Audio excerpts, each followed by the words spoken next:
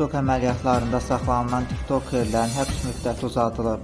Belə ki, Bakı şəhər Nərimanov rayon məhkəməsində keçirilən proseslərdə TikTok əməliyyatları çərçivəsində saxlanılan bir neçə TikTokerin həbs müddəti uzadılıb. Vaqa ləqəbli Vüqar Zeynolovun barəsində olan həbs müddəti hakim Xalid Əlisoyun sədrliyi ilə keçirilən prosesdə bir ay uzadılıb. Məqayramov ləqəbli Əmrah Məhərrəmovun həbs müddəti isə hakim Hafiz Kamranovun sədrliyi ilə keçirilən prosesdə 2 ay uzadılıb. Xazeyn ləqəbli Vüqar Kərimovun isə həbs müddəti hakim Gültəkin Əsədovanın sədrliyi ilə keçirilən prosesdə 2 ay müddətinə artırılıb.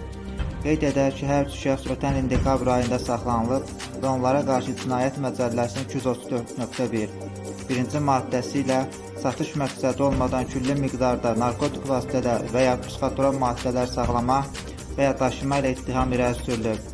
Məhkəmənin əvvəlki qərarları ilə onların barəsində 4 ay müddətinə həbs qəti imkan tədbirli seçilmişdir.